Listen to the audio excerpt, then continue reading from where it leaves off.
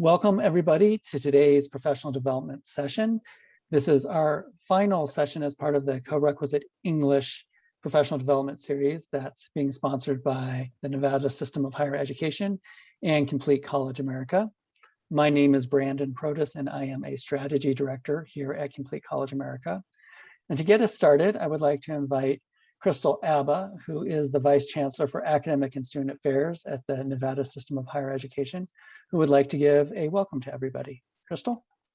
Good afternoon, everyone. Thank you, Brandon. I wanted to welcome everyone to what is unfortunately our last session. I have to say it was with a little bit of chagrin when I realized this is the last webinar in the series, because we've had such an amazing outcome from all of these webinars. And I have to give a personal thanks to Brandon and Complete College America for their support in that.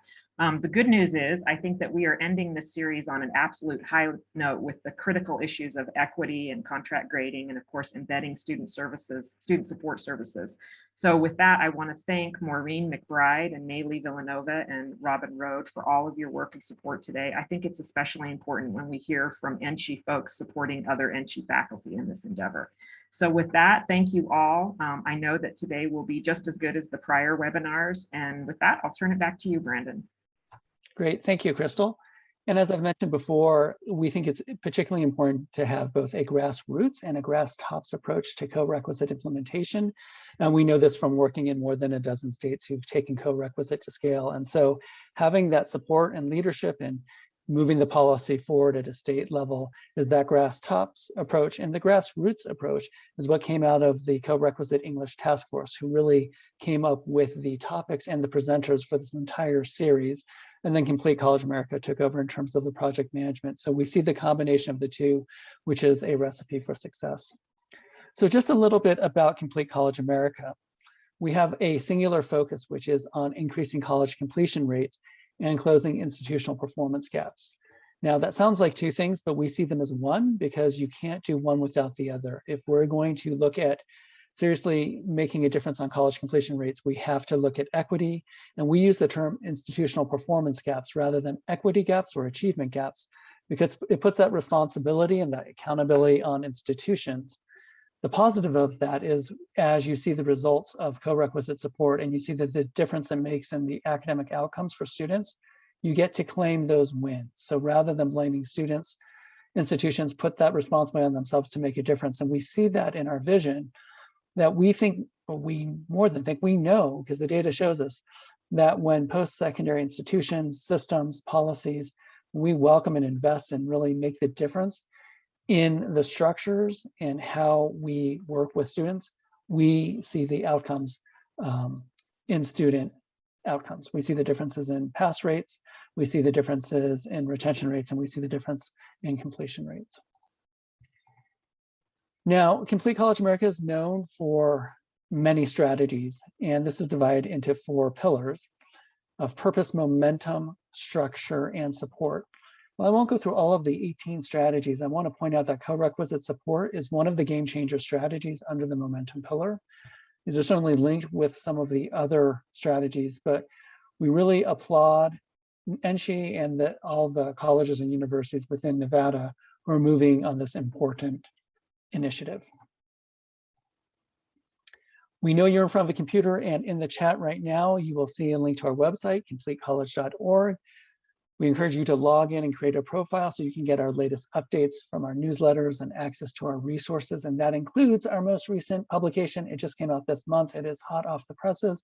And in fact, Nevada is one of the highlights in there, and in terms of the co-rec movement that they've done and how they moved it to policy. So that new report is called No Room for Doubt, Moving Co-Requisite Support from Idea to Imperative. You can find that and download it at completecollege.org.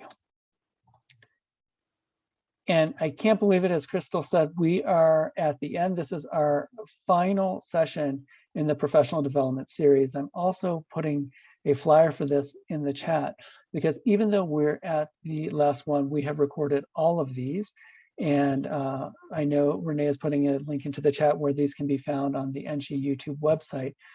So if there's one that you missed, or you have colleagues that saw these, or as you start to implement and you say, I'd like to go back and hear a little bit more about that webinar. I remember they said some great things. I'd like to bring that back up. We have recorded these and you will be able to see these. Again, it was the task force, the co-requisite English task force, that put together a comprehensive series. And the reason why I like this is it's not saying, boy, if we're going to do something at scale, we just need to have one professional development session. We know that that alone is not enough, but really investing in our faculty, doing an entire and comprehensive series. And that's what we did today, during this whole series, not just today. Today is the concluding session of that. And with that, I would like to introduce our three presenters for today. We've done a mixture of internal and external folks, and today we have three folks who are all inside of Nevada. So Nayeli Villanueva is going to be presenting first. She is from the College of Southern Nevada, who's going to be presenting on equity and contract grading. And then Maureen McBride from UNR and Robin Road, also from CSN, will be presenting on embedding student support. So Nayeli, if you would like, we will have you take it away, and you can share your screen now.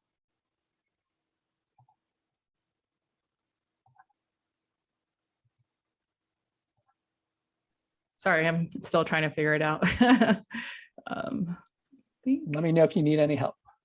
I don't know if I see the share option actually. At the bottom of your Zoom screen, Okay, that green button. right there it is. Okay.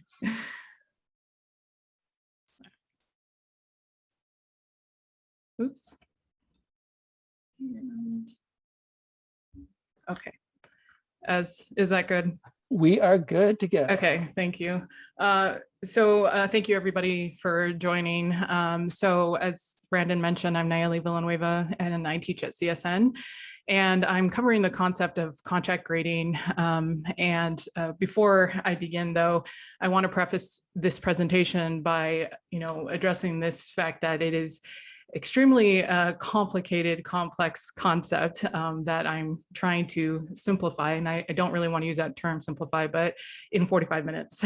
So if you can bear with me while I try to, explain the sort of ecologies and theoretical component of it at the beginning. But then what I want to do is talk a little bit about how I apply it in my course. So that way we get a little bit of the theory behind it, but also the practical aspects of it. And hopefully there will be some takeaways that you could potentially implement in your courses.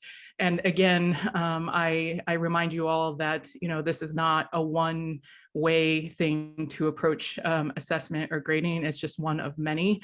And so with that being said, I start off with this quote because it sort of, found its way around the internet in the last year because COVID, unfortunately, because of COVID, but in some regard, fortunately, because we are now having serious conversations about assessment and the whole notion of equity that revolves around assessment, especially as it shed light on, students' situations and the context in which they live and sort of some of the potential disadvantages that they're facing, all while still, trying to navigate something like COVID and that situation, but also shedding light on that this was something that was happening before, right? It's not something that just, these contexts didn't exist all of a sudden because of COVID. And so what I have here, challenging the enterprise of assessment, because much like in his quote here, they were using,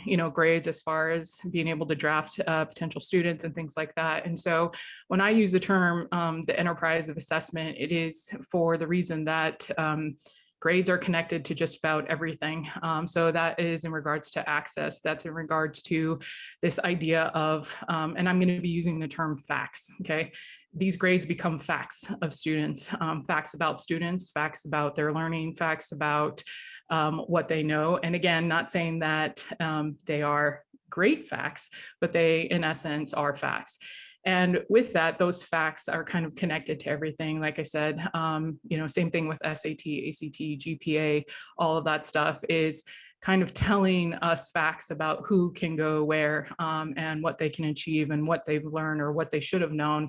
And so, as you know, it's all, like I said before, very complicated. So I just wanted to start with that as far as like, this is where I'm coming from. And of course, being in education for a while. So before I get started with these definitions, a little bit of background. I did do this for my kind of research for my dissertation. I did do a pilot study prior to that, kind of assessing how grade contracts would work in an advanced composition class.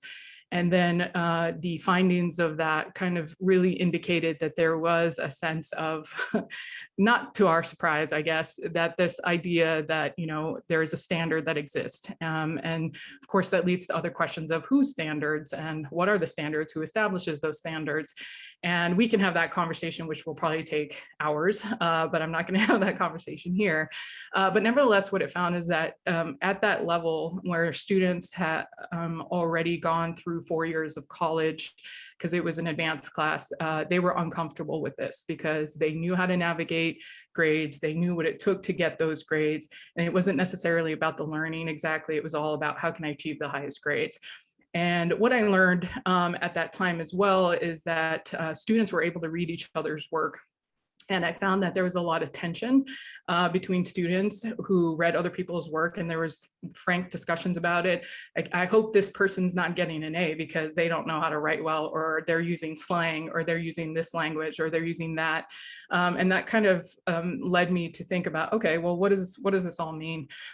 Before I drew any conclusions, though, I wanted to apply it to my my basic writing courses. And I found through that research that they actually benefit the most. They really appreciated it, that they were able to kind of take that and not have the same fears of failing. They were more motivated. My findings suggested that they had higher level of revision practices because they weren't worried so much about failing for the most part. So, and I'll talk about a little bit about that as we go through, but as I mentioned before, as far as the definitions, ungrading is not a term that was around when I started this research back in 2011 and 12, and it has now come, you know, become the term that represents sort of different ways of assessing in not just the writing class, other courses, but right now, obviously focusing on writing.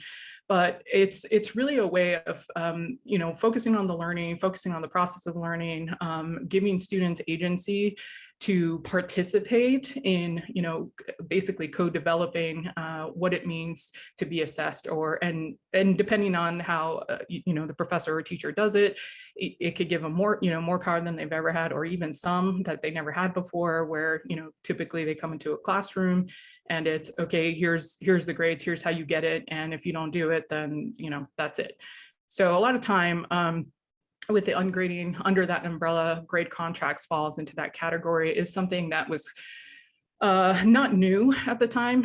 It was done in the 60s and 70s, but it didn't really take off at that time. And then it was around Peter Elbow, I believe, and Ira Shore, R2, who kind of got that ball rolling. And with that is kind of who I used as far as a starting point. And so other institutions were using it as well. So the grade contract really is just that. It speaks to the term of contract, where it is negotiated by myself and the students, and pretty much every aspect of assessment is discussed. So dialogue plays a huge role in this process, where at the beginning of the semester, and I'll talk a little bit about how I approach this, but there's tons of conversations that happen about, here's why I do it, and here's what it means for you, and let's talk about this, and how do you see this working? And this is done in each individual class. And they have the opportunities to kind of negotiate the labor of all of it, as well as each individual assignments, how it's going to get assessed, and what expectations they set and goals for themselves as, you know, students, and as it relates to that assignment and their goals and objectives for each. So that's kind of what that means as we move forward. Okay. So like anything else, like a good researcher, we always want to identify problems, right, or gaps that exist in anything that we do. And of course, I think many of us can sit here and list out a bunch of issues with grades, but a lot of what happens is, you know, we don't really do anything about it because we're sort of stuck in this system that exists of, well, I still have to give a grade in the end. So I want to point that out for a moment, that this isn't necessarily a presentation of like radical, let's, you know, disrupt the entire system, although that would be ideal. That's going to take a while. That's not something we're doing here. What this is really about is, how do I navigate this in a system that already exists, that maybe that I can't completely move away from. But so my purpose here is, okay, yes, we have to give grades at the end, but how we get there is kind of up to us, right? And that we can actually take a little bit more control in that, because if we're sticking to traditional systems, and I don't necessarily want to compare, I don't think it's fair to compare traditional to this way of approaching assessment. It's really more about, okay, identifying, all right, well, we're giving numbers, we're giving letter grades to assignments, we're giving letter grades to convey something, right? And the problem with that is we're unsure of what it's actually conveying, and especially for students, you know, and again, I go back to this idea of facts. This becomes a fact for them, that if they get this letter grade on this assignment, it's fact. I didn't do well, or I'm not good at this, or it speaks to my inability to learn, or whatever, which we know is not necessarily the case. And so what we're wanting to focus on, you know, as far as like, you know, what these letter grades can convey basically, is that we want to look at what it conveys about, you know, what it means for learning. And you can't really do that, or I mean, we can, or we've been trying, or we've been doing it, but it doesn't necessarily communicate well. And so that could, of course, hinder students' ability to learn, their motivation to learn mostly, and then just their desire to want to, for the most part. But the other thing too is in applying the grades, for the most part, you know, we know that learning is not linear, it's a process. We know that it's complex. And so when we're assigning, let's say, individual grades to each individual assignment, we're conveying that there's an end to something, right? Or an end to learning, or that's it. Or, you know, okay, well, let's wrap up that process, moving on to the next thing. And for me, you know, one of the conversations that I have for students is this, that I always tell them, look, this is not an ideal way that we write. You know, there's no one I know who writes in, you know, where there's an assignment due the next day and they're just writing one after another, although it's like, you know, the nature of kind of the university, I guess, and the structure of it. But for them to understand that it's not necessarily a reflection on them, but more of, okay, how do I navigate this system, and know that it doesn't really speak entirely to their ability to actually learn or write for that matter. So, all right. And then just a few more points about this is in the sense of, you know, this idea of discouraging students, because again, it's conveying what it prioritizes, right? Or what we value. And again, going back to this idea of facts, it becomes, well, if this is going to become a fact about me, then I got to get the best fact version of this, because this is going to be the thing that conveys to, you know, to get into a program, or to get into, you know, another college, or in the case of CSN, to be able to transfer, or, you know, get their AA. So with that, then students begin to think about, well, it's not really so much about the learning. Of course, that kind of promotes other issues we face. So things like plagiarism, right? Or things like those companies that exist that write papers for students, and I hate them. I just have to say that.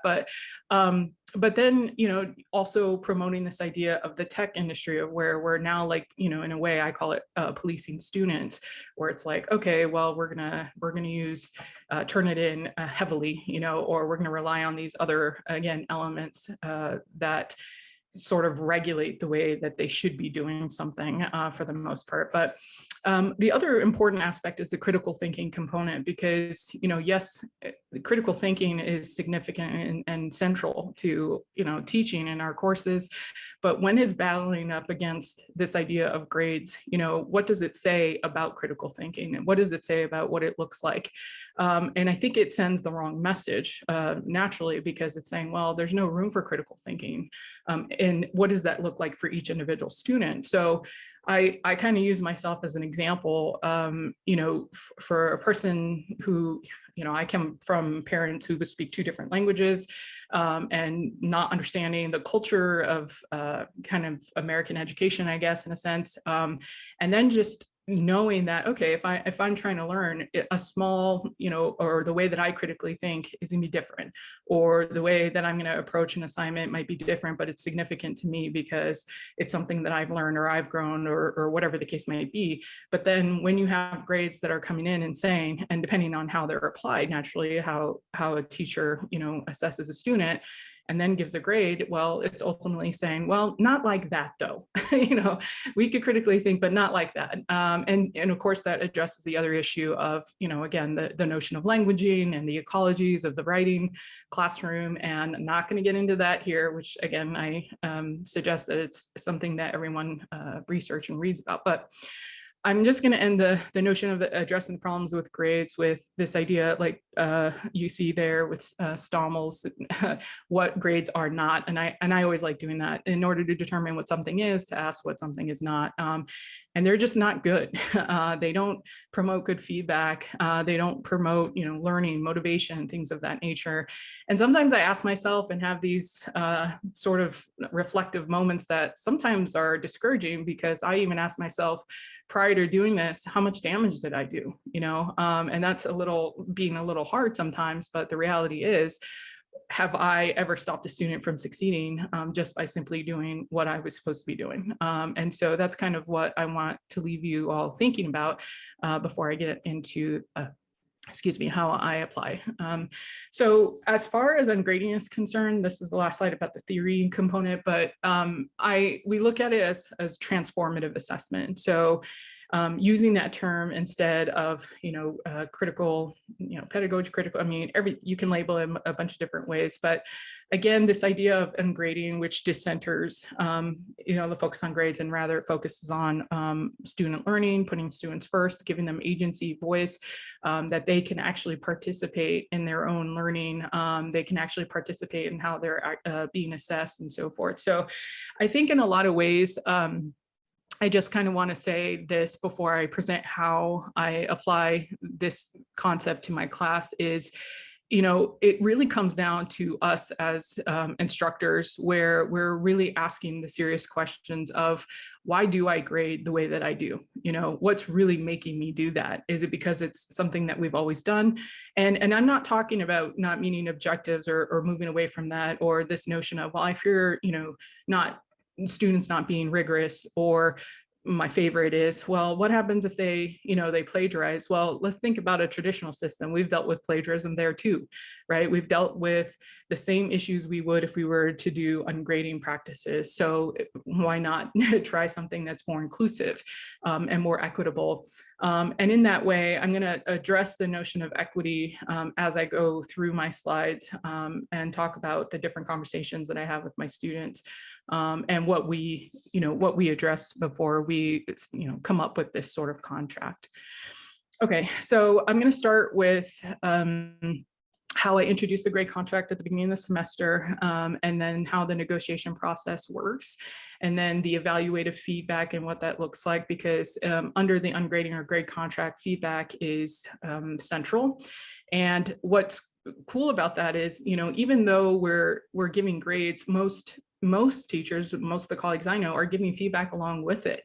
So what's so wrong with removing the grade element, right? When we know that the feedback is there, which conveys, again, that it's more of this ongoing, not the end of learning, which grades tend to convey for some reason. So the other is students keeping track in the class and how that works with the LMS system. And we use Canvas specifically. So, and then how do the final grades work? So how does this transition into giving them a final grade at the end of the semester? Okay, so the way my contract works is it's a combination of establishing, like I said, standards in the sense of what's going to actually be graded. And that is part of the negotiation process. So students do not receive individual grades on any assignment in my class. They either get a complete or an incomplete. And a complete basically means per that assignment, which we've talked about and already negotiated, here's what it means to actually achieve a completion mark, that we're done with that assignment and we're going to move on. So a lot of the assignments are very similar in that they are allowed to, not allowed, excuse me, but they're very similar in that they're able to grow. So this is nice because, when you give a student a grade, more often than not, they're not going to look back at that ever again. They just kind of, put it away or whatever. But when there's no grade and they know they have assignments similar to these coming up, they tend to look back about what they did that got them that complete mark. So they revisit some of their old writings. And a lot of the time too, they reference some of their old writings as well, which is, of course, always great. So they get a complete mark. If they get an incomplete mark, that means there is something that could be improved. So that could range in a number of different things. So whether that's maybe specifically writing elements that are unclear, or perhaps maybe they didn't elaborate or meet the assignment requirements in some way. And these are talked about. So there's ongoing discussions constantly via the written word, obviously, but and where students we go back and forth about, okay, so what do I need? What can I work on? What do I need to prove? How about this? Try this. So it's collaborative in a way with myself. So it's not just me being the power of, okay, here's what I want you to do, but more of posing questions and allowing that room for, them to revise their work and continuously revise their work. So they basically keep doing it until they meet the expectations. And more often than not, students very rarely have to do it more than twice because they know, they're working with it continuously. So and then, of course, we create what I call the behavioral components, things that we can actually measure. So those are, and unfortunately, because we have to find a way to translate this to a grade, which might be when we were in person, number of absences, how many can you turn in late or missed, and we have different definitions for these, and we set timelines together. So with that, they're again collectively working with me in creating those. So whenever that happens, it's not, oh, this is, not fair or whatever, because they're turning it back on themselves. Well, we established this for ourselves. And we talk about it too, why, they want this way or, whatever the case might be. So again, going back to the negotiation component of it all. And then at the end, in the middle of the semester, they are permitted to, they're allowed to renegotiate, because we know that students come in very motivated at the beginning of the semester. And then of course life happens. And then we are able to talk about it again and make changes. But a lot of times it doesn't happen. Students are pretty comfortable with keeping things the way that they established it at the beginning. And then of course the final grade at the end. Okay. So at the beginning, at the very, very beginning, even before classes start, I actually send out, an email to students. So you can see that on the right. And I create a video that explains everything, give them the contract, all of the documents that they need, because I don't want them to be surprised, because not every student likes this system. They really much enjoy that they've figured out how to get good grades or whatever that might mean to them. But so I always give them the option, hey, if this is not something you're interested in, you can always choose another professor and so forth. Then when they get into the class, they have this video accessible and all the information there. So that way they're not taken by surprise. So when we start the negotiations, I introduce all of this. It takes, pretty much the first day of class that we talk about it. And then they have a week to really review all of this and to think about what it means in these numbers and so forth, and the definitions. And this, what you're looking at is an example. It's just one of them. This has been changed all kinds of different ways. This is just happens to be one example that we use in what they do. And you notice that there's no pluses or minuses, because again, everything's still sort of not finite. So in the end, as I'll explain, we still have another opportunity to discuss their grades one-on-one. So with the negotiation, sometimes it takes, I've had one that that took about 30 or 40 minutes because it was very heated because people's voice, but to me, I think that's important because simply students are paying attention. You know, it's, well, now that I have this agency and now that I have this power, I do want to voice my position. And I do want to, you know, have a say in all of this. And so it just really depends on your class. And again, I do this step with all of my classes. And I always suggest to students at the beginning, if you think of something else, like in other words, if I can even reconstruct this, if they see something new or a different way we can do it, I invite that in. And so that this has originally been adapted because students have brought in different ways of thinking about it. So the next point is evaluative feedback. So I'm just giving you examples of what it looks like. On the left-hand side, students, this is the kind of feedback that they get. And again, it's not necessarily, it's not graded. So if the one on the left has to be revised, obviously she received an incomplete, and walk her through what that looks like. And what's nice about this, I think, because, and yes, it can be time consuming, but again, it goes back to what are you trying to emphasize in the class?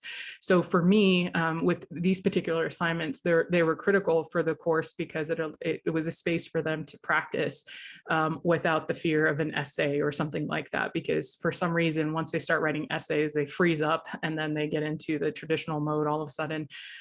So these kinds of assignments are nice because they can keep, it's fluid, it's flexible, it's ongoing. And they know that.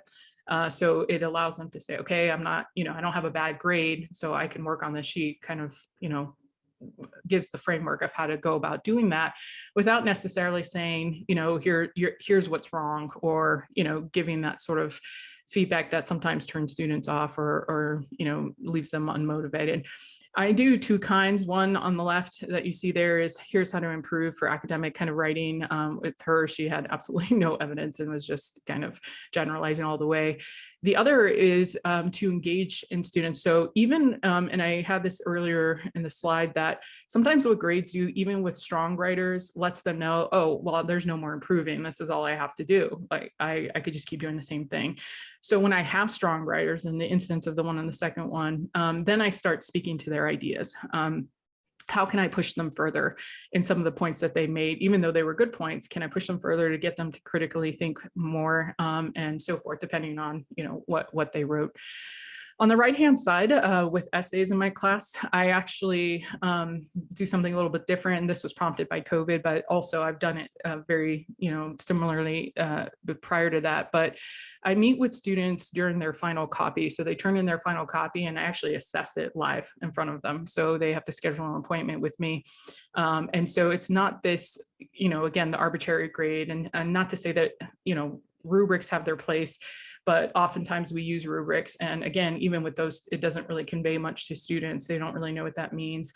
So by meeting them, and again, the dialogue being important here, and the feedback is speaking with them and speaking to their strengths, their own writing, and kind of getting the opportunity to teach at the same time using their own writing. So taking those concepts.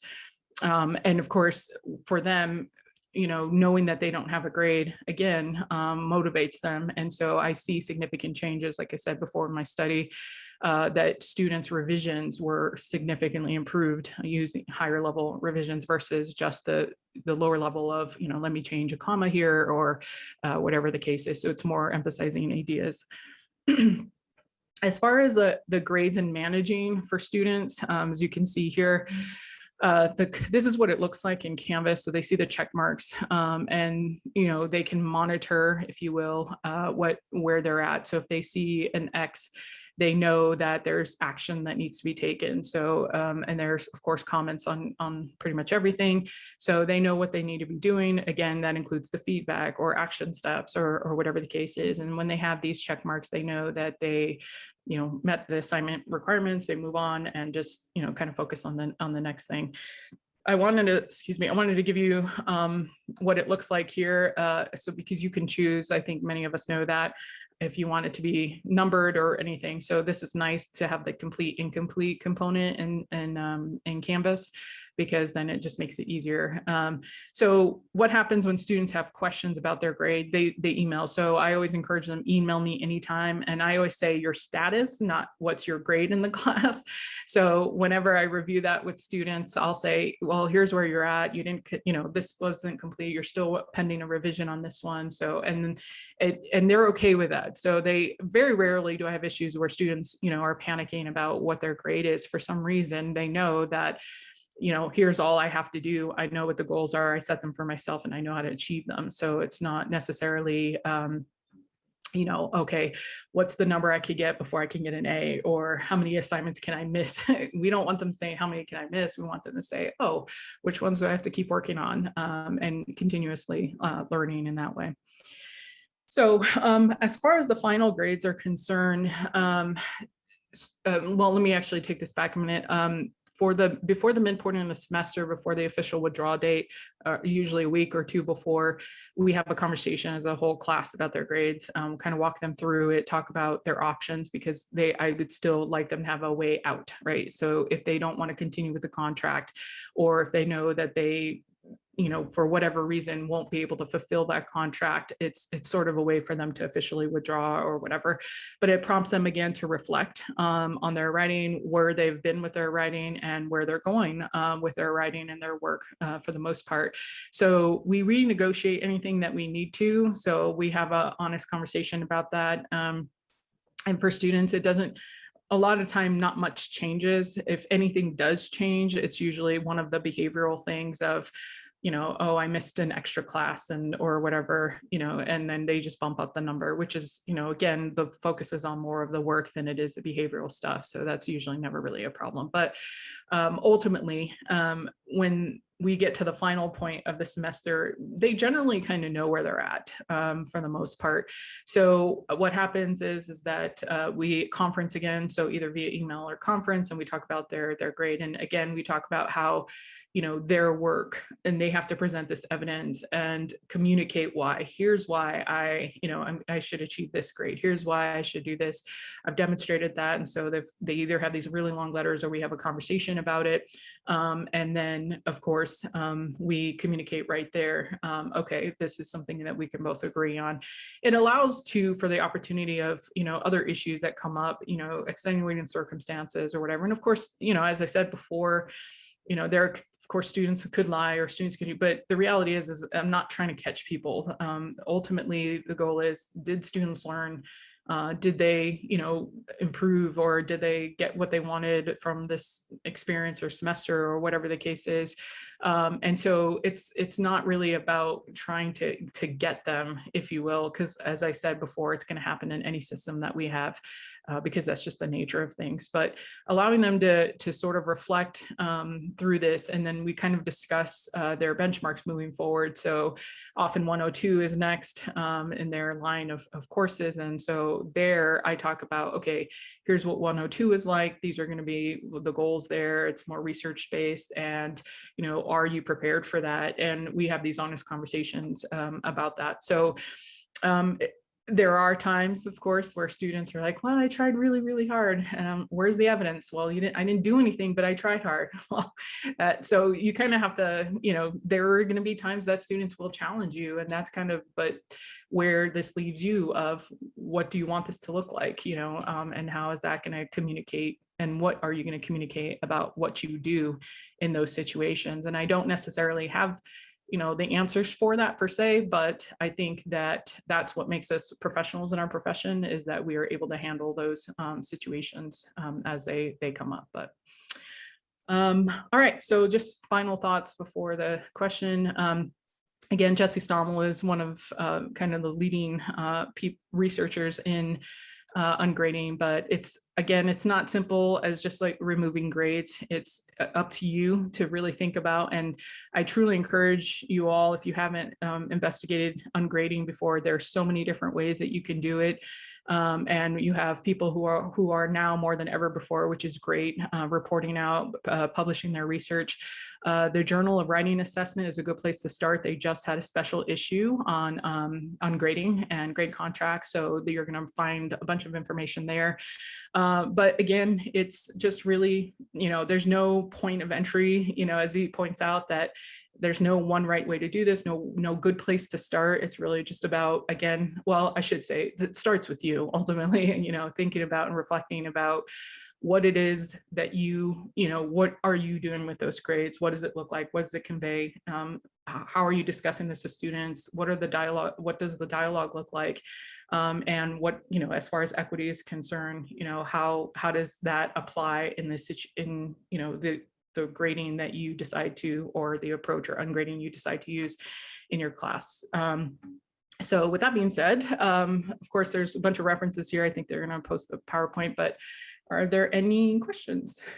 Yep, correct. We will be sharing the PowerPoint afterwards to Renee at Enchi, who will share it out. And thank you for mentioning the Journal of Writing Assessment. They do an amazing job, and they have some past issues on placement, which is also really vital to co-requisite support. Really wonderful presentation. For questions, people can either put those in the chat, or you can unmute yourself to be able to ask a live question, or you can virtually raise your hand. But we welcome people to engage in some dialogue.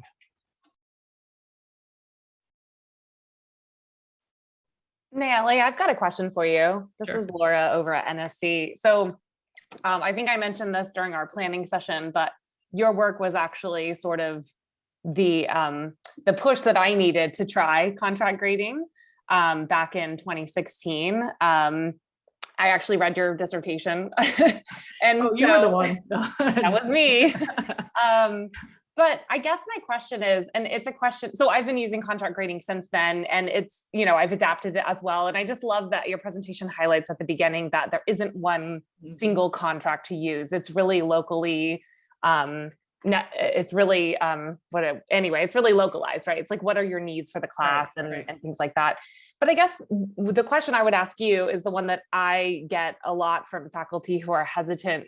Like, I think your presentation did a really good job showing how rigorous your course is without grades. But I'm wondering if you have like the one sentence response for faculty who are hesitant, who say, well, my class just won't be rigorous if I don't have grades involved. I'm wondering if you could just is there one sentence that you would give them or something like that? Because that's most often the response I get is just well, that's not very rigorous. Well, I think that they would have to define what rigor is ultimately and what that looks like in their class. So if they're saying something along the lines of, well, I mean, I can't even answer that in this sense because that's not a response that I provide. But if they're saying, well, it doesn't meet, it's not academic writing, that's one often that we get, or, it doesn't meet the standards or the level. Well, ultimately, again, it goes back to the conversation of, well, whose standards, who's setting those things? And that goes back to the other conversation of, well, if you're telling students by grading and saying that this is what rigor is, or this is what something should look like, they're already excluding, right, other ways in which students language, or the other ways in which students communicate. And naturally, of course, it's not to say, because the reality is yes, I tell students before the end, hey, you're probably not going to encounter this again. You might go back into another traditional grade system in another class, but they know how to navigate it too. And honestly, if somebody said, well, it's not rigorous, then my response is, then don't do it. Yeah. If you're not willing to do that, then ultimately it's contributing to the space that is, unequitable, quite frankly. And, it's hard for people to step outside of that because of their own fears or because of whatever, they have going on. But I certainly wouldn't force someone to do it if they didn't feel comfortable doing it. But in order to even try it, like you said, you read about it, or, and you tried it, and what's the worst that can happen that we're not already we're doing with traditional grading. So yeah. Well, I really appreciate your answer. And, I'll just say, I think for a lot of people, it's that, again, where you started the conversation, it's about how they learned, and this idea that we should have a few A's, we should have mostly C's and B's, and then some D's and F's. Yes. And it's like that response a lot is, well, you'll have too many A's. And I don't know that my experience has been that I have too many A's, but I think it makes it easier to make an A because students know exactly what they need to do. Yes. It actually, and something I communicate with my students about the grading, because one of their fears is, well, just what you just said is, well, somebody who doesn't deserve an A is going to get an A. Well, no, that's not true, because the process for them to get an A might look completely different. They just don't see it behind the scenes. So I always tell students, mind your business. You don't even worry about what's happening for other students, because ultimately, if a student is a strong writer, their avenue to an A is probably, more swift, and it's quicker, it's easier because they're just a strong writer, or they're the way that they learn is quicker or whatever. But for another student who may not have the skills, and I've taught in Clark County School District, so I know what happens there, and we get a lot of those students who come ill prepared. And so if they're underprepared, what we don't want to do is not give them the space to learn it. That's why they're there. What ends up happening is, it's okay, we think that you should know it already, and granted, we understand why, but okay, you're gonna come into my classroom, write a paper that you don't know how to write, and then you're going to get a C or a D. Now they're like, okay, well, I'm just going to try to play catch up from here on out. Instead, what we talk about is, no, you're going to keep working on this assignment until you improve and you learn, and how long it takes you. So for some students who really struggle, they work hard. I've had students communicate, even just this semester alone, is it supposed to take me 2 hours to, write a pair? Yeah, sometimes it does. But as long as they know that they have the space of not being, and I hate to use the word punished for it, by a grade, that they're willing to do that time and work, knowing that they still have the opportunity to get that A for them. And quite frankly, they're still learning in the same way. It just takes one person a little bit longer than the other. So thanks so much. Thank you, Nayeli. We have one person raising their hand. Karen, I want to get you in just a second. We do have 2 questions that have come into the chat, okay. And I'll read them out loud so everyone can hear them. The first one is, what do you think about the different terms, labor-based grading, ungrading, contract grading, learning contracts? If you want to answer that one first, then we'll get to the next question, and then we'll get to Karen. I sometimes worry about the labeling of the different approaches, but I think as long as we're doing the work on our end as instructors to read about each one of them and fully understanding how what each one of them does and the difference between. But I think ultimately the thing that brings them all together and their approach is, again, the notion of equitable grading and focusing more on student learning than it is about, just achieving some grade or, whatever the case might be. But I think the terms are always changing. I think that's something that we know in education anyway. Like I said, I've never heard of the word ungrading, and just until 2 years ago, I was always under the impression of contract grading, because that was one of the first ones, but in addition to the learning contracts. But as they kind of progressed or evolved, a lot of it is more reflection, dialogue. I have a colleague at Nevada State. She and I, in the presentation, our names were on there, wrote a chapter together where she actually uses a completely different approach than I do for her education courses. So teaching teachers how, and then also modeling it at the same time.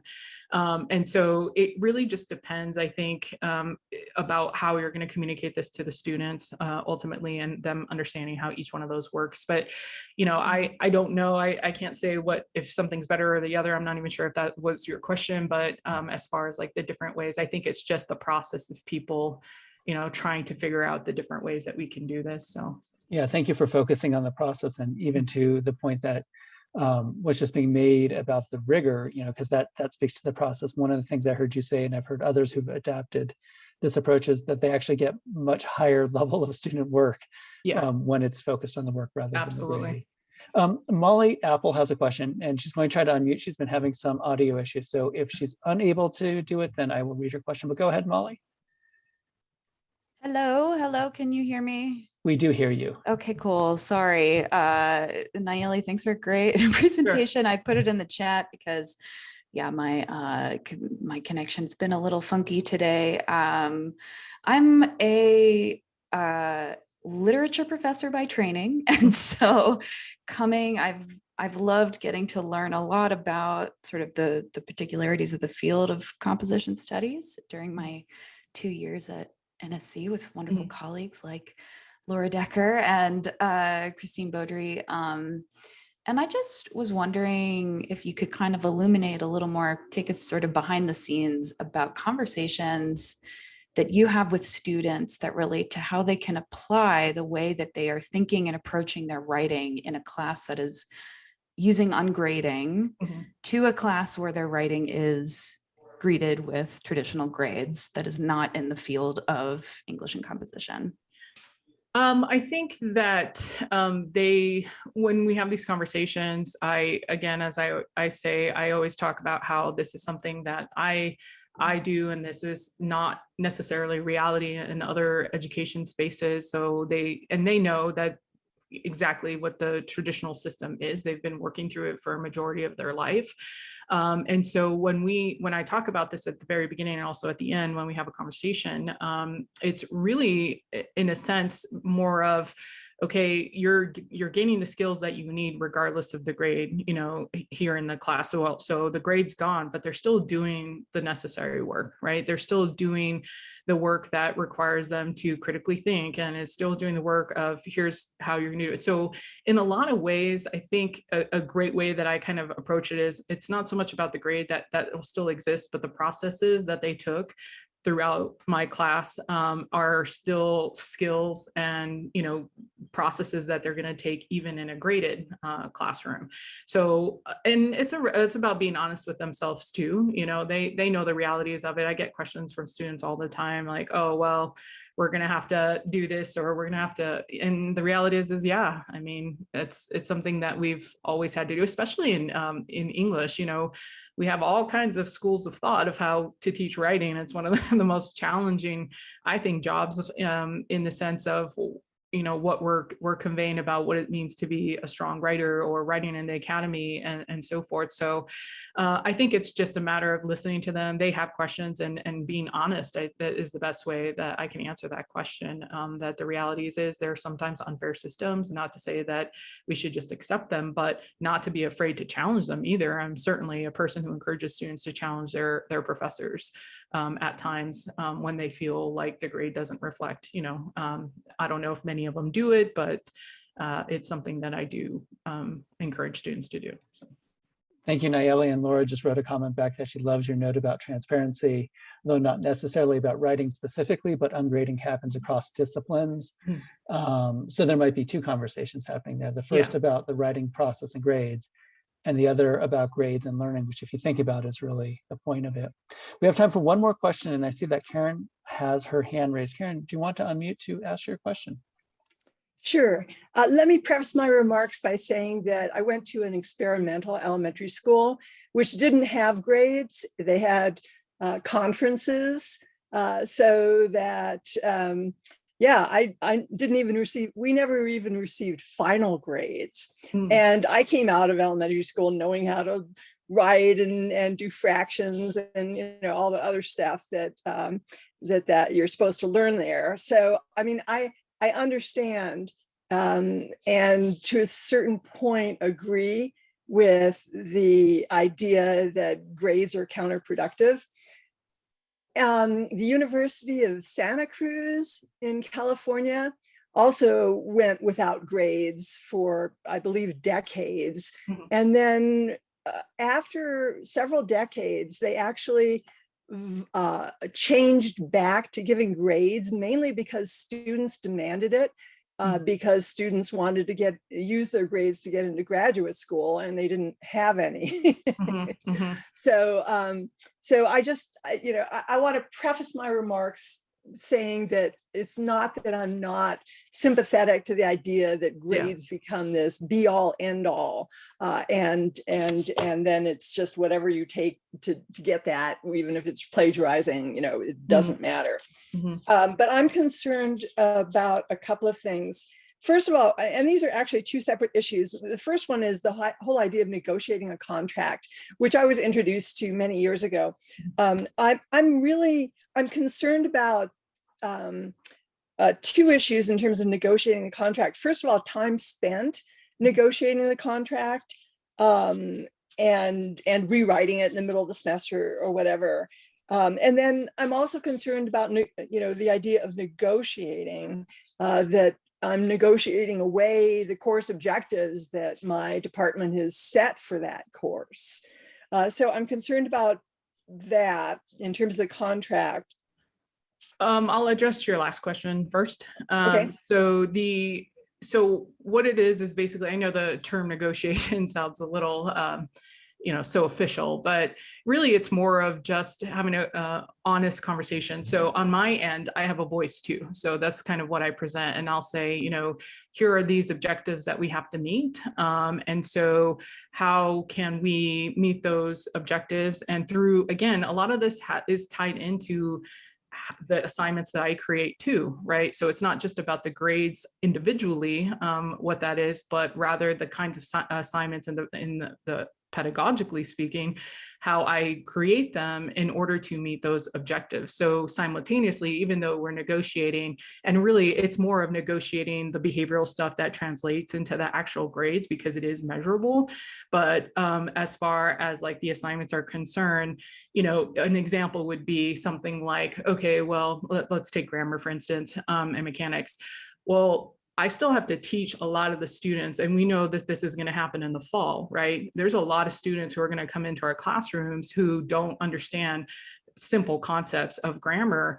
And so what part of the negotiation will be something like a student will suggest, well, can we look at, can you evaluate something specifically? Let's say, oh, I'll look for subject verb agreement or whatever the case might be, like 3 or 4 things in the first assignment, and then we'll progressively elevate throughout. So that way those objectives get met over the course of the semester versus let's attack you now, and then knowing that you don't know anything, or at least know a minimal aspect of it.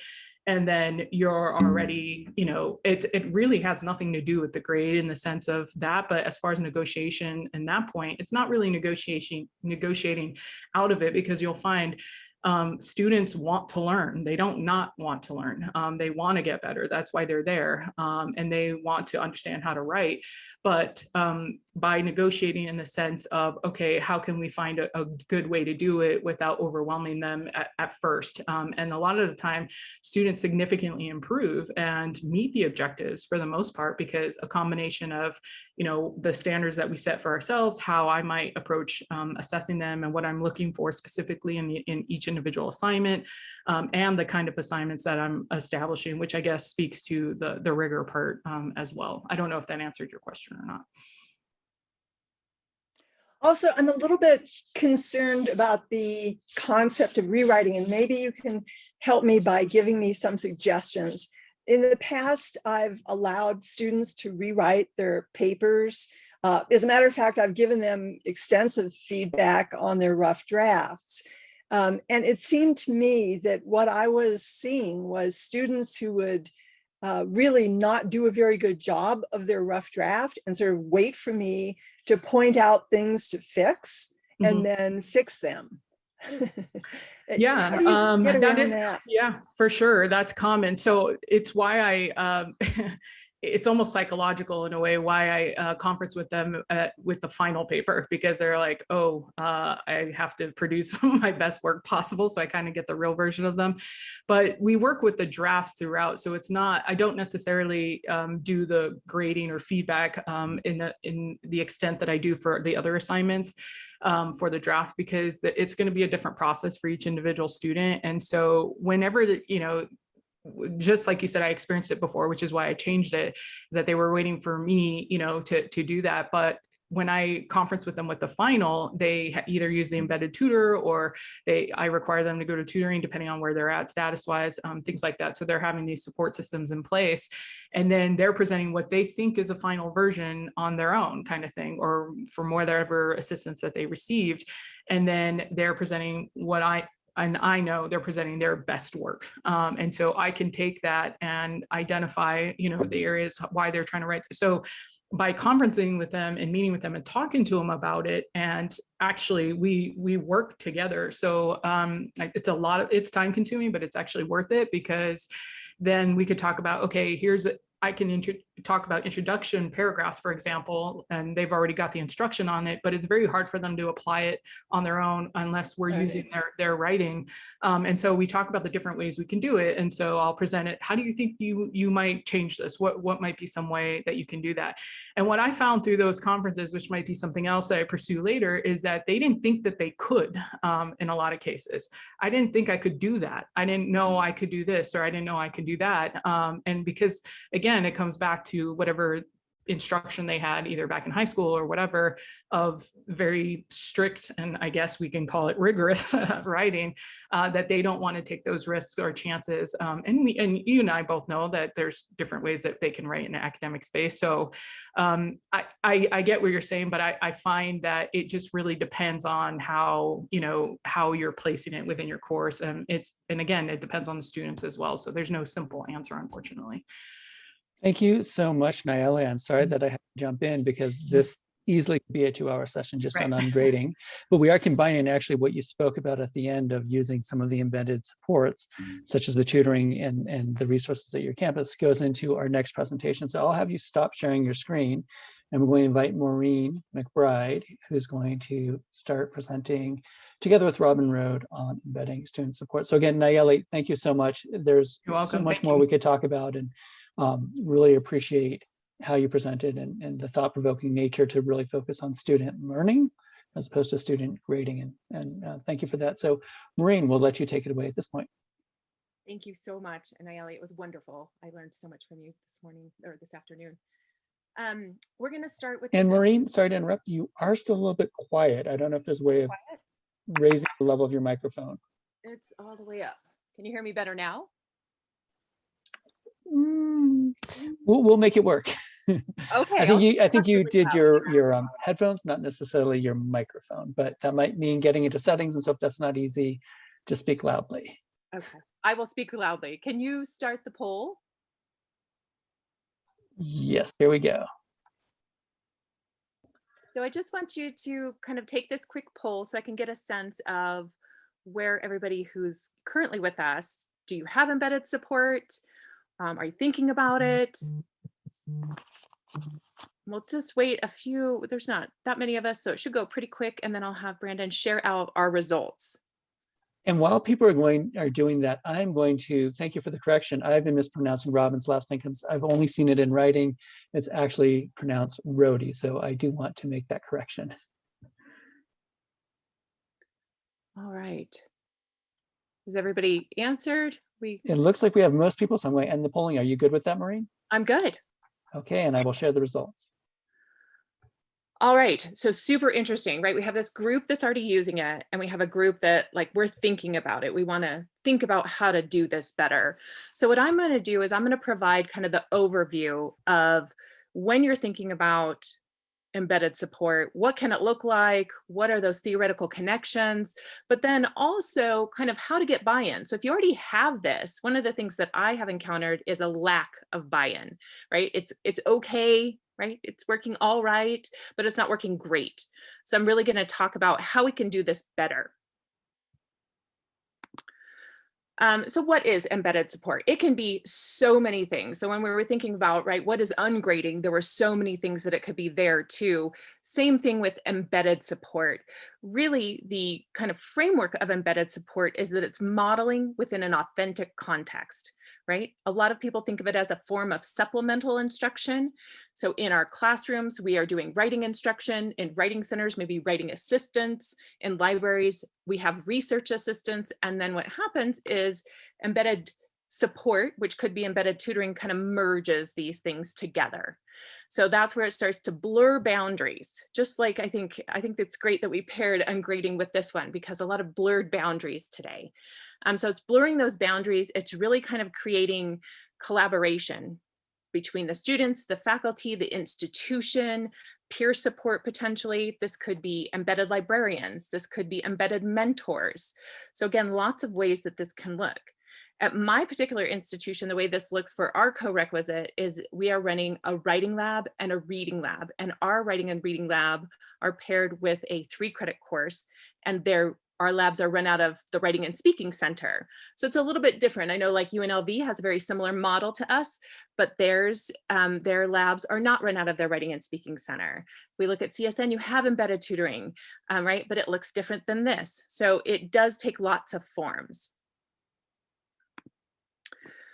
So just want to kind of give as many examples because I will show you all the benefits of embedded support here in a minute. And I hope you drink my Kool-Aid and that you believe in this and can find a way that if you're not using it to start to implement it, even in small ways. And I think Robin's going to do such a great job of showing us how to do that. But if it's in the classroom, it can be small groups. It could be a workshop. It could be that you have a tutor attending some of your class sessions and then students meeting outside of that. What it is it's creating an exchange with more people than just the students and the faculty member in that classroom, right? It's expanding the sphere of support for our students. I really think that if we are looking at this population, then we understand how important it is that they have as many supports in place as possible. The other thing that happens though, so a common goal is like we want to change student writing behavior. If we can think about maybe that final question about, you know, negotiating and things like this, if we're trying to change student behavior, this is a great way to do it because they like, how did you negotiate your contract grade with your instructor, right? They can be asking that of a peer. They could be kind of talking to other people about how does that work? What does that look like? Other goals can also, it influences teaching. So the benefits to teachers and faculty are amazing. So while this is a student facing, right, we want to help our students and provide this extra support. This does have benefits to faculty. It also has benefits to our to our institutions too. And so I'll talk like, what does that look like? So why participate? Lots of evidence that there is measurable growth in a student's writing, which is hard to find. It's hard to find studies that can say this helps with measurable growth. I run a writing and speaking center. We're always looking for that, and it's a little bit elusive. But here we have this embedded support that really has good data to show us what it can do, and then it's getting at the benefits of that. It also encourages help seeking. It builds their confidence. It has them collaborating with peers if it's a peer model. They're engaging more deeply with the process often because they're seeing that in the authentic context. And so you can see, I'm not going to read all those, but you can really see a lot of benefits to students. And I have another slide with even more. But the embedded personnel, if you do have a peer model, so at our center, we are going to be using some peers who work at our Writing and Speaking Center. There's a distinctive benefit to them as well.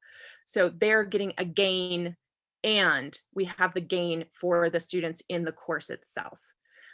Faculty who understand the model and support it, they improve all of these benefits for everyone. So again, that's why I hope you come to this, kind of follow along with me for that. So common goals, student mentoring, writing growth, advocacy. Robin has some other ways, right? This can be connecting them with services like a food pantry. It doesn't have to look like one exact thing because we know that the range of needs for our students is quite broad. When you have an embedded tutor, and I think that's a lot of the models that we are currently seeing in the NCHE system, not exclusively, but a lot of them, they really help facilitate the students' learning, right? They're giving that feedback, they're engaging in conversations, they might be modeling feedback. So if you have an online course, they might be modeling, how can you respond to that discussion question? Or how do you respond to a peer in a online discussion forum? What does that look like? I could really see where if we were pairing this with something like ungrading contract grading, right? You can really work with your embedded tutors to help them show like what meets the expectation, right? What are some of the ways and the different ways that we can get to our goals as learners? It also helps the student become self-regulatory, right? They start kind of thinking about how can I use these different supports? When do I use them? How do I use them? How do I get access to them? If there's a tutor relationship, so like a peer tutor relationship, that has shown immense benefit because of that. They're in a similar position as the students. I'm sure we all have the story of we're in our office hours and students don't come to our office hours, right? And we'd love to talk to students. We can require them through, conferences, but they will often be asking peer tutors things that they don't feel confident asking us. The risk is too high, but that embedded support, they don't have any say over even the contract negotiation if it's a contract grade, or the grade if it's a graded class. They just are there to help support the learning. So that's really where we get a lot of these benefits. And student retention and success up. And all of our institutions are talking about this. I have never been at an institution that isn't talking about retention and student success. So this has been shown to improve that. So why does it work? Well, it works because when we put an embedded support within a class structure, we're really kind of working with Vygotsky's zone of proximal development, right? We're saying, where are you at? And what are the things that you need? Not coming in with that model of, I think I know what you need and here it is and that's what you get. So if we have a peer model, it's a slightly more experienced peer coming in. Students can mimic that higher order thinking. They can bring in those ways of kind of, I can do this because I've just watched that embedded tutor do this as well. Or if it's a librarian, right? If we're embedding a librarian, how do I really navigate our online searching system? And it feels intimidating if they've never done it. I know many students who avoid the library website because it just is too intimidating until somebody can walk them through and model for them. This also brings in self-efficacy. So if we think about Endura, supported sessions are really about finding mastery of experience, being an active learner, having more time on task. And all of this leads them to be able to have that self-efficacy and to advocate for themselves as learners. So in this idea of how, I was thinking during the ungrading presentation, do my students have the skills to negotiate those in ways that are equitable for them, or will they just defer, right? Those are some of the questions that were going through my mind. But if we think about, if we have somebody who can model this, if we have them being able to develop that self-efficacy, then they become agents of their own learning and they can kind of push that forward on their own. And that's what we want, right? We want them to be able to tell us, what do I need? Where do I want to put my effort in learning? A mindset theory also comes into this as well. Embedded support is extremely low risk. So it doesn't contain all those other risk factors that even a contract grade with an instructor has. The tutors at my Writing and Speaking Center in our embedded model, they do not grade those students, right? They are there to help support learning, to provide feedback, to engage in those conversations, but they are not there saying, yes, you met the expectations for this, or no, you didn't. And so it's really this low risk opportunity. When I ask students who even come to a Writing and Speaking Center just for a regular appointment, why, what is a key benefit? I felt like I could ask the questions that I didn't want to say in class because I didn't want everybody to see, I don't know that. I'm not sure, even though the instructor has talked about that. So this embedded model creates these additional supports right within your classroom. So tutoring is one of the best practices to support student learning. So if we're thinking about an embedded tutoring model, again, which I know many of us have, this has amazing research to support it. Developmental students really benefit specifically higher pass rates, better retention, and increased GPAs if we're in a graded system. And that was consistent across almost all studies. Peers are more accessible, and then we can influence behaviors. So if we're thinking about that discussion that we started with today of behaviors, the peer model really does that for our students in those developmental courses. How does it help students who may be part of our marginalized populations or minority populations? It's specifically useful for first generation racial, ethnic minority, and Pell receiving students. What they don't have access to the systems that we do, right? My child who's going to be going to UNR next year, I've worked there. So that child knows how to navigate that system and can turn to me and say, Mom, how do I do this? Who do I talk to? Where do I go? If we're thinking of our first generation students, who are they asking? Who do they have to ask that? Their parents have not navigated that and may not know how to do that. And then they don't want to kind of reveal that they are unaware of how to navigate those systems. So particularly helpful for some of our most vulnerable populations. Why does this work? Because the sense of belonging increases dramatically, right? I do belong. I am a college student. I am a university student. And they start to take that identity on. So that lack of judgment from embedded support, and again, it can be lots of different ways, and Robin will show us all the cool stuff in her class. Writing fellows, so here are some common ones. Writing fellows, it's not always a student who's taken the class, so you do have to understand the models that you're in. So a writing fellow is just a writing student attached to that course. Some of the writing fellows at UNR, they've tested out of English 101, right? So they won't have taken it. Now I also recruit students to work for us who've been through all of our courses. So there's a lot of thing there. We really want to avoid graders. We don't use embedded support to become kind of offsetting labor. That negotiation, if it's a contract grade or an ungraded system or the actual grading or point system, that is still the purview of the instructor. So these are those additional supports. And if we put them in positions where they're doing more of the kind of grading, then we start to diminish the impact for the benefits of this. So lab models, professional staff. So I know that there are some models that use professional staff, some that don't embed a writing tutor, they embed a librarian. And all of these work, it just depends. What are your goals? What do your students really need?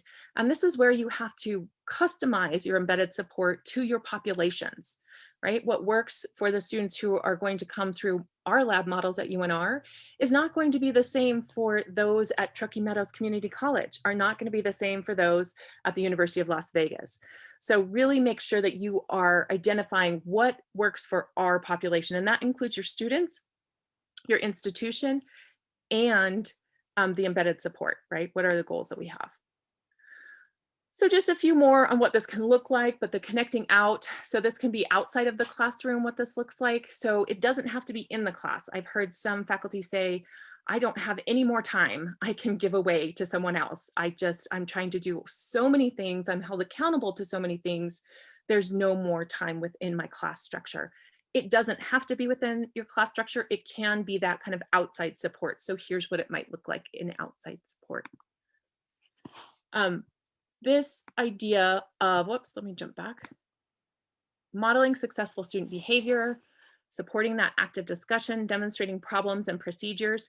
What this requires though is a really good collaboration between the faculty and the embedded support. So this does require a relationship between faculty, students, and embedded support. It can't just be that tack-on model of go to the writing center. Now I have lots of faculty at UNR who do that. I'm happy to provide support to those students, but it would be a better structure, right, if we were really collaborating together all the time. So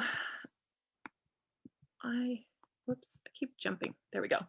I think that I've kind of gone over a lot of these, but I want to keep showing you all that it can be so that you can really start to conceptualize, what do I want it to be for us, right? What do I want this to look like at my institution in my classroom?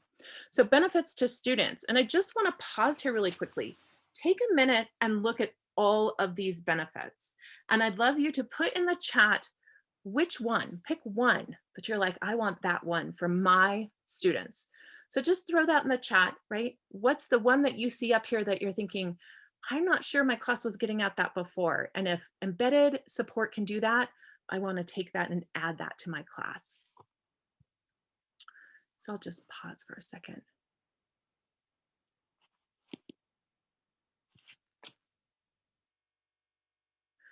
So if you're putting that in the chat, great. Here's the next one though. Faculty benefits. Look at this one. Which of these would you like for your classrooms? So think about that. With this model, you can create added value for your students and added value for yourself. We do hard work. Our teaching is hard work.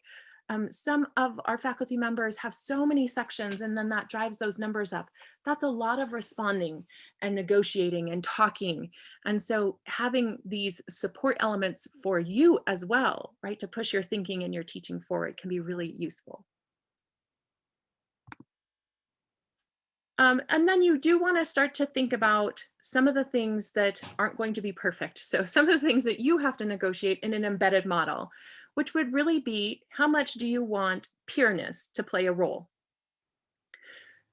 For me, it's extremely important, but I also have really good access, and I have a system in place where this is easy to put together. For other institutions, let's say out at Great Basin, it may not be as easy to have students or that peerness. It may be easier to implement if we can use professional staff. So just thinking about those two models. Do you want it more course embedded, or do you want it more like supplemental instruction in your course, or kind of that outside external? Who is responsible, right? Who is training this embedded staff? Who is having these conversations? Is this your director of first year writing who's able to kind of facilitate this? Is this you doing this yourself? So thinking about who takes on the responsibility of setting up those relationships. Are you requiring it? Is it voluntary? Are you incentivizing it? Now, as somebody who works at a writing and speaking center, I have my own view of what works best, but there are benefits to every single one of these, right? Incentivizing maybe via, if you didn't kind of meet the expectations for that paper and you need to revise it so that it is a pass, if go meet with that embedded tutor as part of that process, right? Maybe that's a required part of that. Or maybe it's incentivized in a graded class, right? You didn't get the grade you want, you can now go meet with somebody, and that can be a way to revise your grade. So different ways of thinking about that. And then the roles, we want to conceptualize the roles for our students and our tutors, or our embedded support. So do we want them to be a participant? Do we want them to be kind of reflecting on the process with us? Are they maybe even helping us kind of conceptualize the assessment of our program if we have embedded support there? Logistics, and I'm going to start going a little bit quicker because I really want to get to Robin's stuff, because she is using so many supports and really showing you how it looks in her classroom structure. So I think she'll start to make this really more tangible for you. And I don't want to be too rosy colored glasses. There are potential difficulties. I think when you look at this, the big one here is if faculty are resistant or uncertain, it starts to kind of domino away all of the benefits. So if you have an embedded model, if you're thinking about an embedded model of support, recognize the role that you play in how you talk about this with your students, in that relationship you build with your embedded support. And then I believe that these are keys to success. Training. I think we actually need to have training for our faculty and our embedded staff. We need to have those conversations, not just stick a tutor on a course, but really have those discussions, have those negotiations between them. Communication, what does that look like? How frequent is that going to be? That we have aligned expectations, and that the instructor has a plan for promoting the embedded support to students. And these are things that you can put in your syllabus. I think that these really help support embedded support models, whether those are tutoring or other forms of supplemental instruction, but really making sure that you have this. The one thing that I have heard is extremely useful are the FAQs. So adding FAQs to your syllabus for, like, how do I use this? What does this look like? Students really respond well to FAQs. And there are my references. And now I'm going to turn it over to Robin.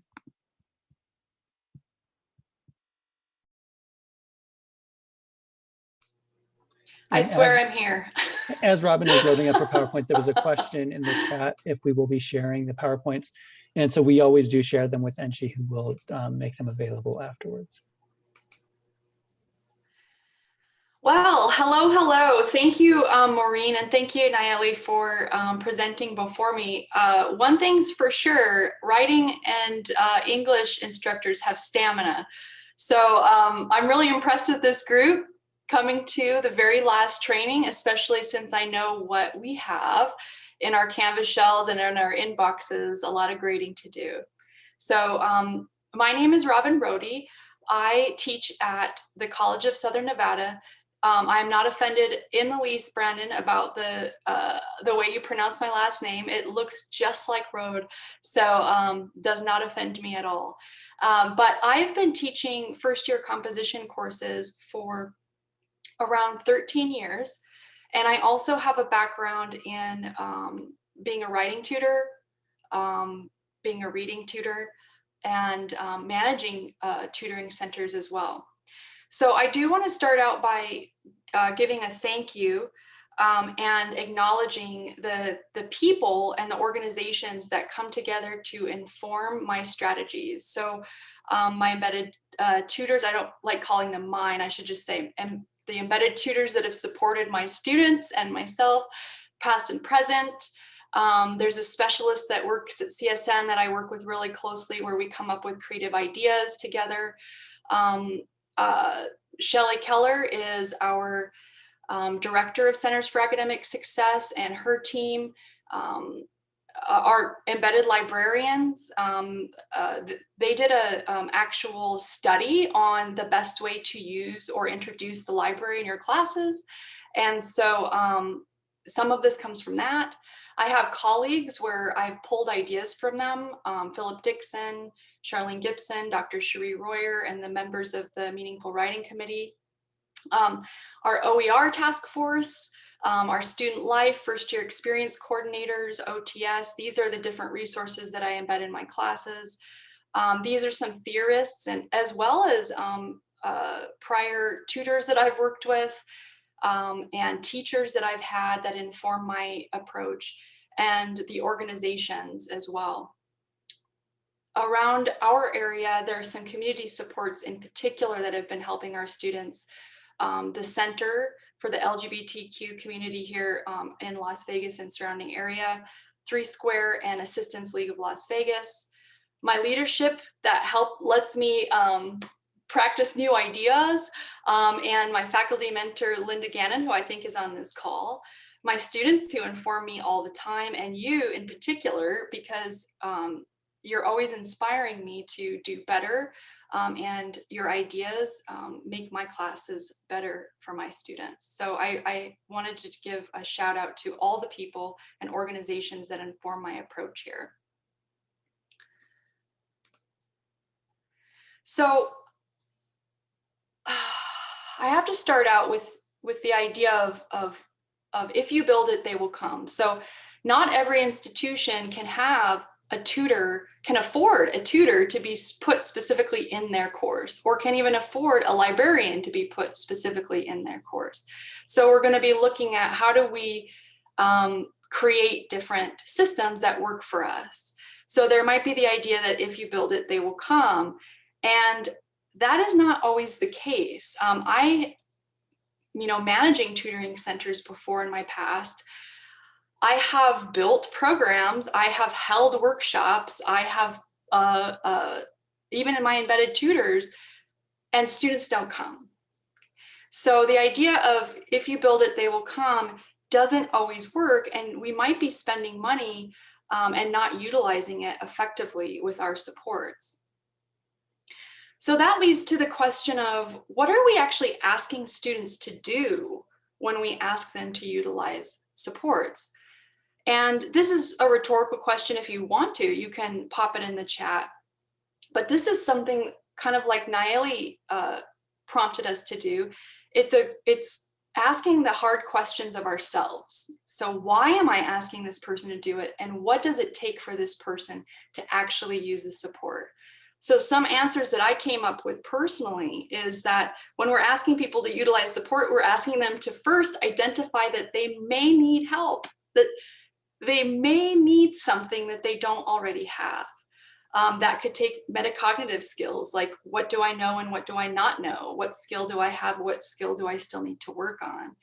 So not only do they need to know that they might need some help, but they also need to know what supports are available that most effectively fit that need. And then to top it off, they have to get vulnerable. So they have to overcome their scheduling issues, their and maybe even personal hangups. Like for me, for instance, I get really nervous showing my work to other people, or telling somebody that I might need help financially, or telling even somebody that my car broke down, and that I could use support. So there's also that emotional component that we're asking students to use when we ask them to utilize support. And I feel like it's important that we consider that. I also want to ask another question. I'm full of questions, don't have a lot of answers, but the question is, what's the difference? So I'm taking us back a little bit between a college-ready student and a developmental student. And I have these images here because what's cool about the co-rec, or maybe cool about the co-rec, is that they're all together, the developmental and the college-ready. So I think it's important that we ask our question, well, what's even the difference? Who are these developmental students? Some of us may have not taught our developmental courses before. So I will tell you that I looked around at other states that have done this before our state. And so I found this, it wasn't hard to find because I think it's posted on the NSHE website, but I found this material that's written by an English faculty and a math faculty. They're co-leaders in California at when their state started doing this.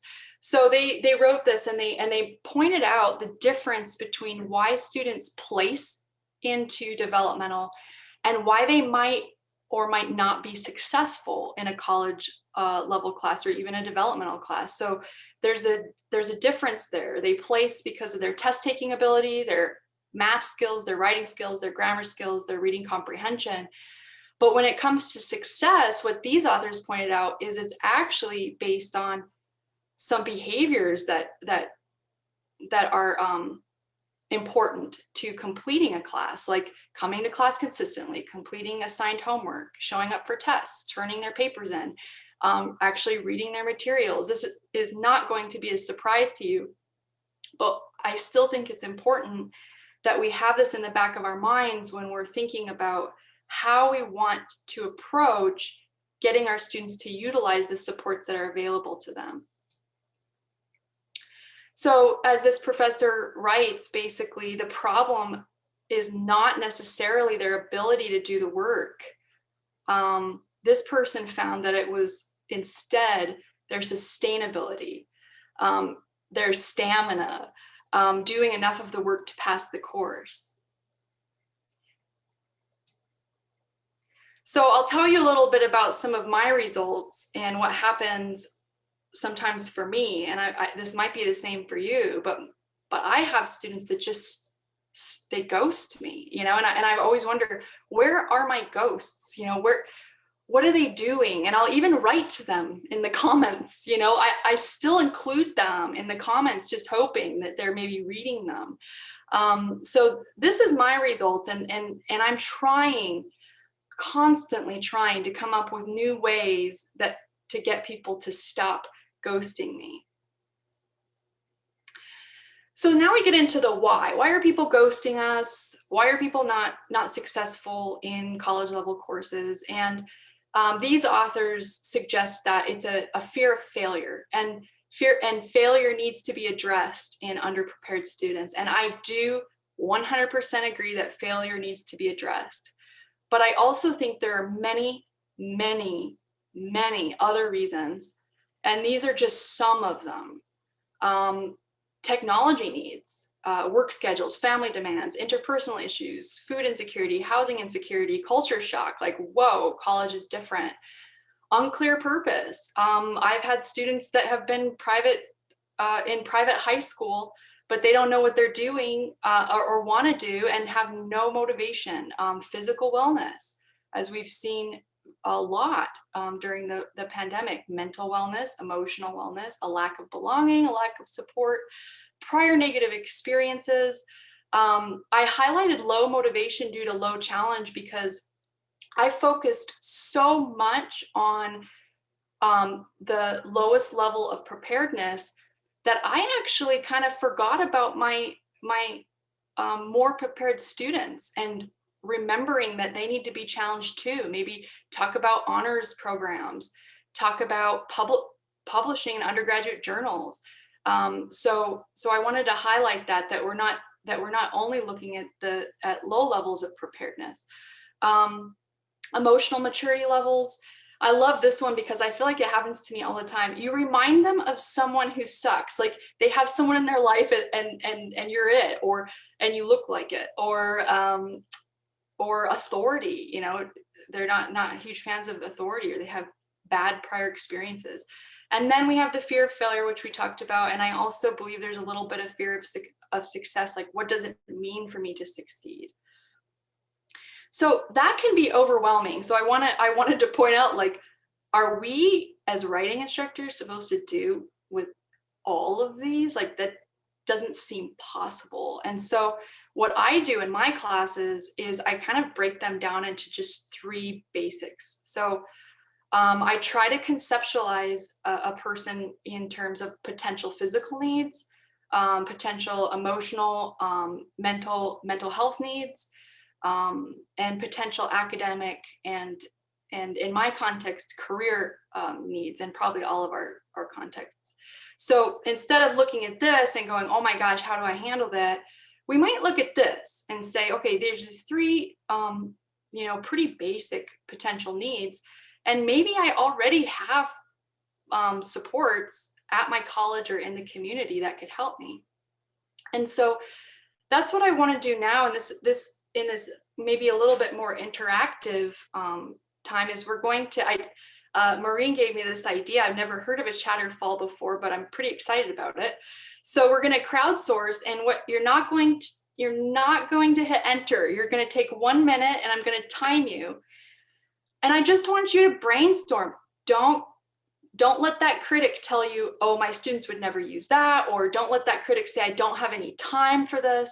Just brainstorm, type for 1 minute all of the campus community resources that come to mind, or even community resources outside of your campus that come to mind for you that meet physical, emotional / mental, and academic needs. And I'm going to start the timer. Don't hold back. Type as many as you can. And then I'm going to do a countdown, and you're going to hit enter at the same time. Okay. So I'm going to get to a minute. All right.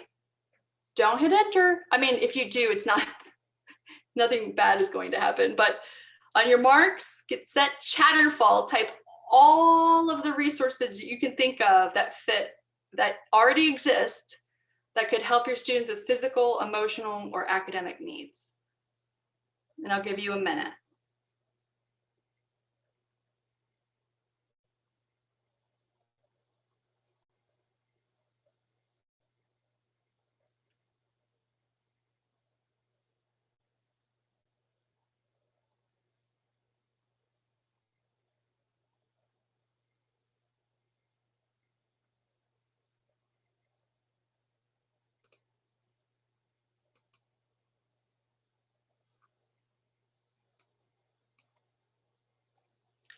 All right, 20 more seconds.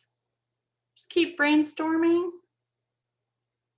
Any resources that you could think of that already exist on your campus, or even in your towns, your communities, that are designed to help with physical, emotional, or academic needs.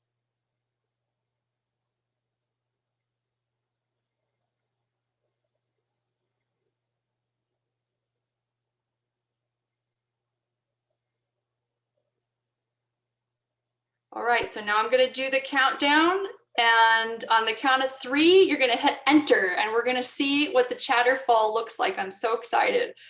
So 3, 2, 1, hit enter. Let's see what we get.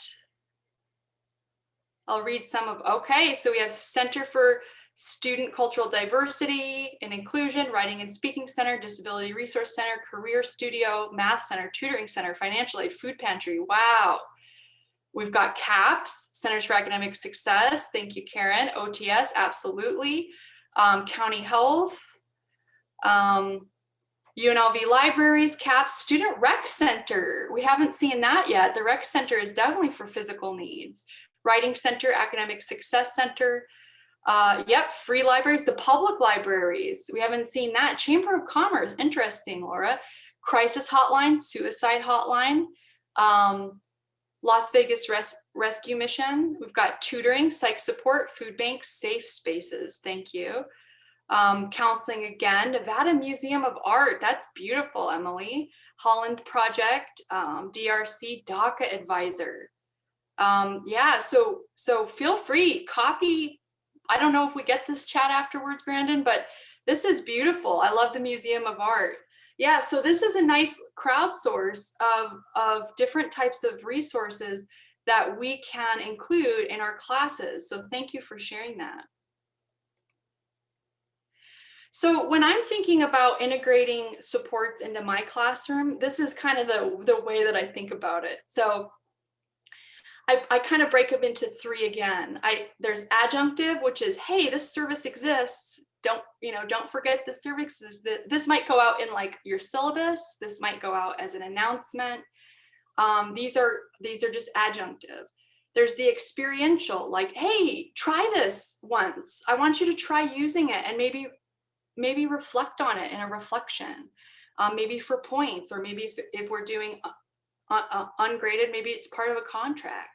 And then there's interwoven, which is using these supports in a way that's maybe part of your assignments, part of your feedback, maybe part of your check-ins. They're part of your course curriculum. And I want to point out that all of these are fine, that there's not one that's going to work better for other. It really has to be context-based. So for example, career services used to be adjunctive for my class. It used to be something that I put in the syllabus as a resource that they could use. They may or may not look at it, but I wanted them to know it was there. But I've redesigned my course a little bit after kind of getting a pulse, a finger on my pulse of what my students are looking for, what they need. Career services have moved into the experiential for my class. So I incorporate them more. They actually do an assessment that's on our career exploration site and they write about it. So it can change depending on what your actual students need, not only in your class based on your class curriculum, but also in your institution and in your physical location, like the town you're in or the part of the state that you're in. So it's important to think about really what resources make the most sense. So I might not send all of my students to a therapist. Like I might not have that be experiential, but maybe someday I will. Maybe someday I'll think, okay, this is an absolute need and everyone needs to know about counseling and psychological services in my class. If I was teaching another type of class than first year college composition, maybe it would make total sense to have people experience counseling. So that's just an example of the three ways I conceptualize the levels of integration, and all of them work. You just depend on what you need for your students. I'm about to give you some examples. I'm going to check my time really quick. I'm going to give you some examples, and I want you to know, like, there's a disclaimer. So I'm going to talk so much about support services that you're probably going to wonder, do you teach writing? Do you teach research? Do you teach any? And I will tell you, I definitely teach those things. I assess my students' ability to achieve my course learning outcomes. This is definitely a first year college composition course. It is not a course on support services, but they are very, very much integrated in my class. My second disclaimer is I'm sharing a lot of ideas, but they're not to take all of them. They're just to give kind of examples so that you might say, oh, I already do that. And I could just tweak it a little bit to introduce this support service or integrate this support service. So the hope is that maybe you don't even have to change anything but a couple lines in your classes to do this. So I just wanted to give those caveats because sometimes I overwhelm people with ideas and that's not the intention. So we've heard a lot about welcome modules, syllabus quizzes, those types of things. So this is one way that I incorporate my support services. Now, this could be your embedded tutor, this could be your embedded librarian, but this doesn't have to be embedded. This could be something like introducing the reading coordinators of a lab, or even introducing the reading and writing labs. They don't have to be actual people, just kind of what are they for and how might you use them in my class? So you'll see here that these are two of the embedded tutors in my classes right now, and they put their own bio, photo, their own schedules. And for a quiz, you might do something like ask them a question about when they're available, or how the reading and writing lab might support you in this class. Other examples, this is the syllabus, points out food and housing, points out a mental and emotional wellness. Some questions could be match the service to the service name to the service provided. You know, this is just ways to embed it in your syllabus. This is an example of timed announcements. So this is a way that I embed or integrate, I should say, support services, is I think about when do they need to know about this and why? And then I time my announcements and set up pre-announcements. So this is an older one when I was working with, I had the library do a video, the director of tutoring do a video, advising and success coaches do a video, and then I would time these resources and introduce them to the supports. Lots to talk about on how to make videos. You want to make them not, you know, time-based so that you can use them over time. But yeah, I do timed announcements.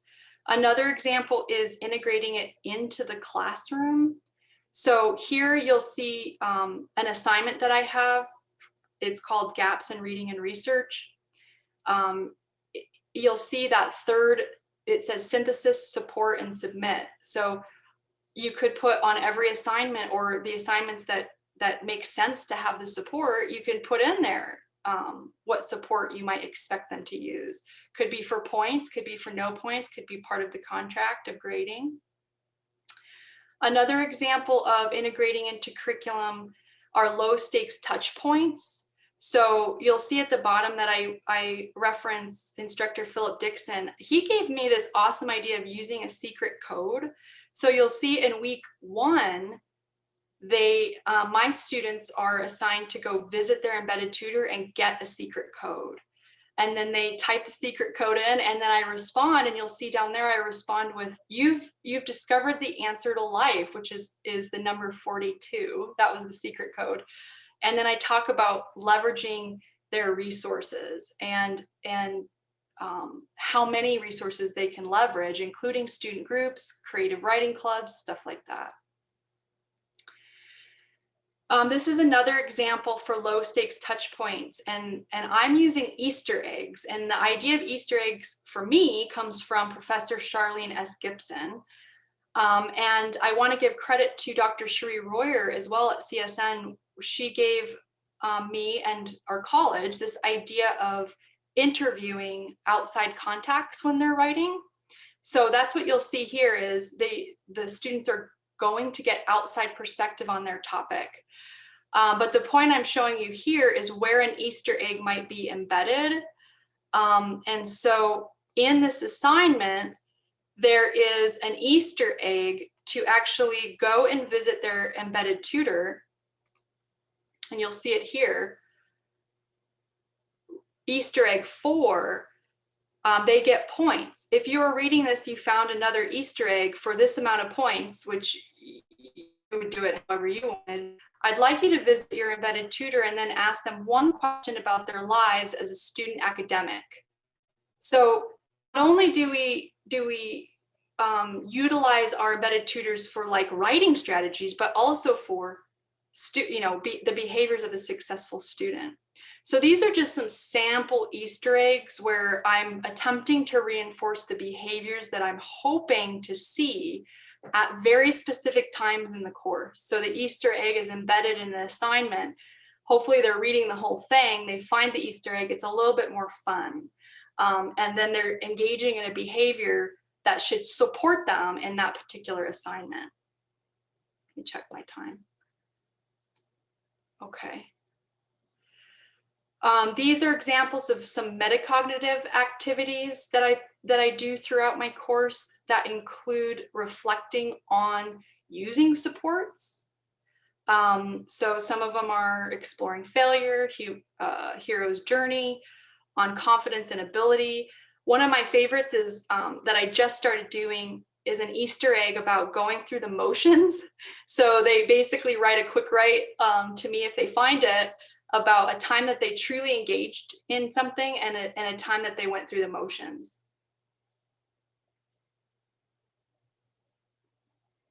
And I think this is my last one, is about support infused grading and feedback. So, you know, you're grading, you're giving feedback, and you can always plug in what supports you might recommend to everyone. It doesn't have to be individualized, but it can be. My final word is about collaboration, and I just really think it's important to point this out, that to collaborate respectfully. So embedded tutors, you're not the boss of them. They don't work for you, you know, and so how can we collaborate respectfully? Can we talk to our librarians about the best way to use their resources? Can we talk to the tutoring center, career services, our community supports about the best way to introduce it? So collaborating is important, and collaborating in a respectful way.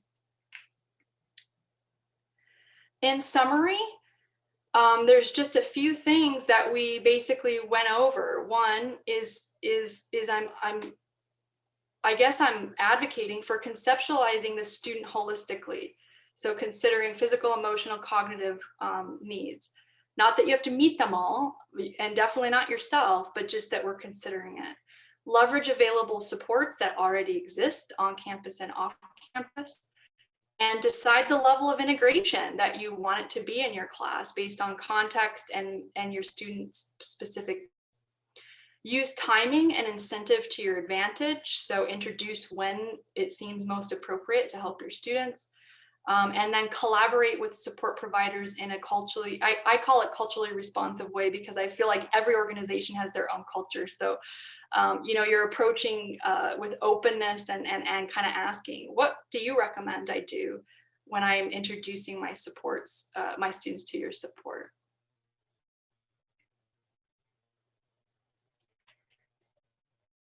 It's the end of mine. And I think we have, I don't know if we have time for questions, Brandon. We have just a few minutes, so I will actually put a link in the chat for evaluations, because we always value everybody's feedback. So if people can take a few minutes to do that.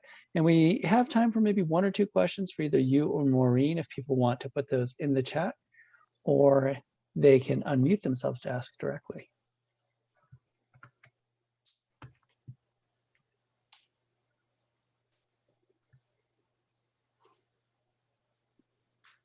Mine is not a question. It's just kind of a comment for, well, really, I just appreciate like both Maureen and Robin's take, and, you know, sharing information about really thinking about the ways that we support students and what supports we already have around us in our communities and on our campus. But, you know, looking at some of the concrete images and screenshots from your own classes, Robin, I was just thinking, you know, that's something that is so easily integrated into our courses. It's low stakes, and there are things I never thought of, you know, about building into my course that way. Even though I've worked with course assistants for the last 6 years, I've just never thought of like creating tasks around that course assistant role and that really important experience that they can share with students. And so, you know, I just wanted to say that's something I'm going to start implementing immediately, like this summer. So, you know, thank you for both of you for just helping me even reconceptualize something that I've already thought was really important to my classes. So thank you. Thank you for sharing that. You never know what's useful because we don't talk enough about what we're doing. So I appreciate that that feedback that there is something useful here. I would love to talk more about it as a group to get ideas from you all as well.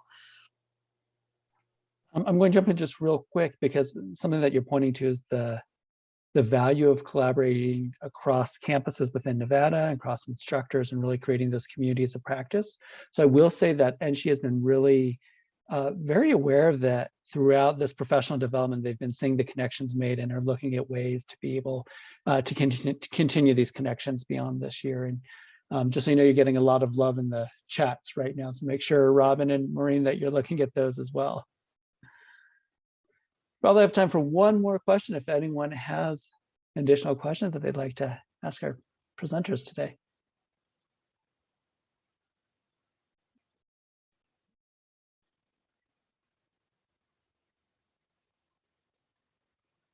Well, I'm giving it the good 5-second rule. And with that, I want to give a big thank you to all of our presenters today. So that is Nayeli, it's Maureen, it's Robin. I now know how to pronounce your last name. You really did a wonderful job, and it was interesting what seemed like disparate topics actually related and definitely connected. And that was, I think it was intentional, but it was nice how that also came out through the presentation. So thank you, all three of you, for stepping up today. And thank you for everyone who attended today and who's attended throughout the entire series. This was really well designed, where it wasn't just let's do one professional development so we can get our faculty ready for this large implementation, but rather it was we're going to do an entire series that lasted several months. Those have been recorded and are available on the NSHE website and through a YouTube channel. So thank you everyone for participating today, and have a great weekend.